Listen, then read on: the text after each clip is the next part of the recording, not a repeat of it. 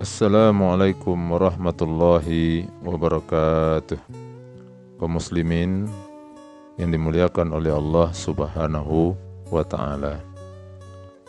Kajian kita pada hari ini masih dalam suasana Idul Fitri dengan tema senantiasa menjaga iman dan takwa. Kenapa ini menjadi pembahasan kita? Karena kita baru selesai melaksanakan ibadah puasa Ramadan, yang kita sama-sama tahu bahwa tujuan akhir dari ibadah puasa adalah la'allakum tattaqun. Tentu kita berharap semoga kita berhasil mencapai tujuan ibadah puasa, menjadi orang-orang yang bertakwa itu. Namun tugas kita berikutnya adalah bagaimana kita menjaga iman dan ketakwaan kita sampai masuk bulan Ramadan tahun depan. Dalam sebuah hadis yang diriwayatkan oleh Abu Sa'id Al-Khudri, semoga Allah meridainya, berkata, Rasulullah Shallallahu Alaihi Wasallam bersabda, ketika itu Rasulullah sedang duduk di atas mimbar dan kami duduk di sekitar Rasulullah. Kemudian Rasulullah bersabda, sesungguhnya di antara yang aku takutkan atas kalian sepeninggalku nanti adalah terbuka lebarnya atas kalian kemewahan dan keindahan dunia. Kaum muslimin yang dimuliakan oleh Allah Subhanahu wa ta'ala, orang lebih suka hidup bermegah, megahan, bergelimang dengan kemewahan. Padahal hidup di dunia ini hanyalah sementara. Seorang sahabat yang bernama Anas bin Malik berkata, Rasulullah Shallallahu Alaihi Wasallam bersabda, Ya Allah, sesungguhnya tidak ada kehidupan yang sebenarnya kecuali adalah kehidupan akhirat.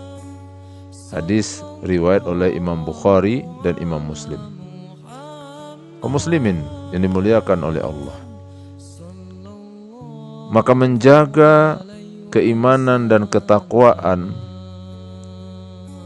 adalah merupakan sebuah keharusan dan kewajiban bagi setiap seorang muslim. Kenapa? Karena iman dan takwa itu ibaratnya barang yang sangat-sangat berharga. Jika iman dan takwa tidak dirawat, apalagi dipelihara dengan baik, maka iman dan takwa itu akan bisa menjadi rusak, bahkan hilang sama sekali.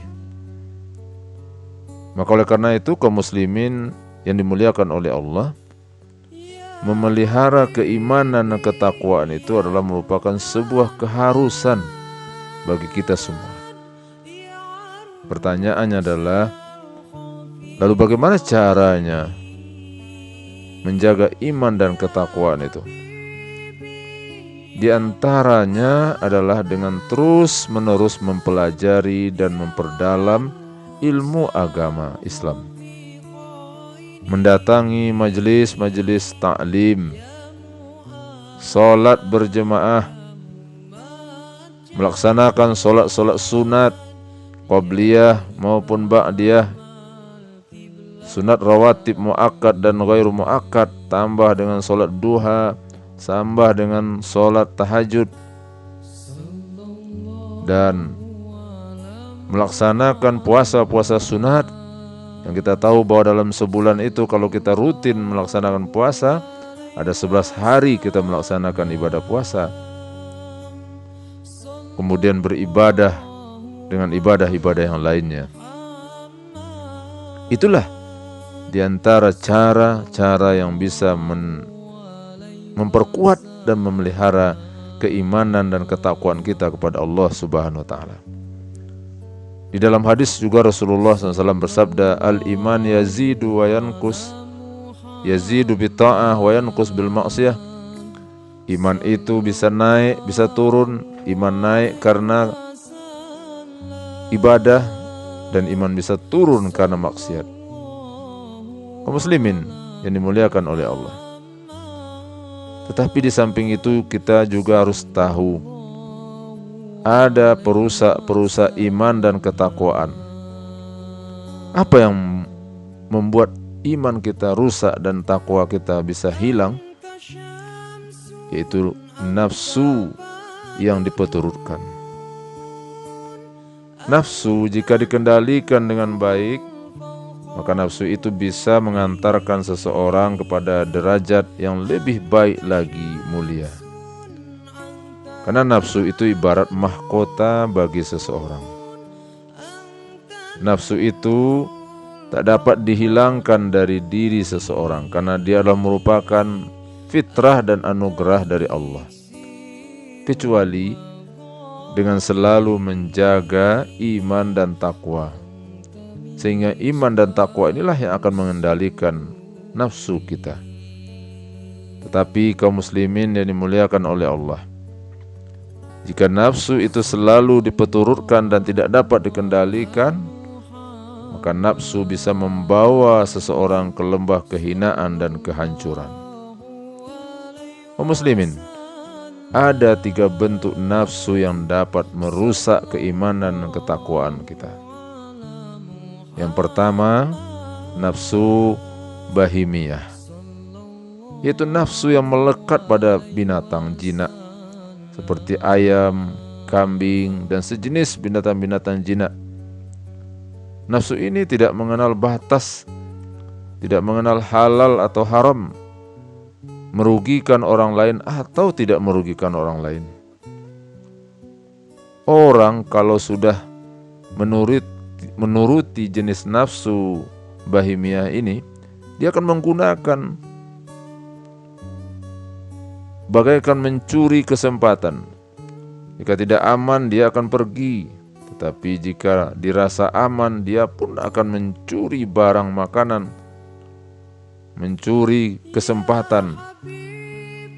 Tetapi jika ketahuan dan ketangkap, dia pun akan patuh dan siap menerima hukuman. Namun begitu kaum muslimin, ada kesempatan, jika ada peluang, maka nafsu seperti ini akan mengulanginya kembali. Yang kedua, nafsu sabu'iyah. Inilah nafsu yang melekat pada binatang buas seperti harimau, singa, serigala, dan lain-lainnya. Maka tipe orang yang seperti ini akan memperturutkan hawa nafsunya.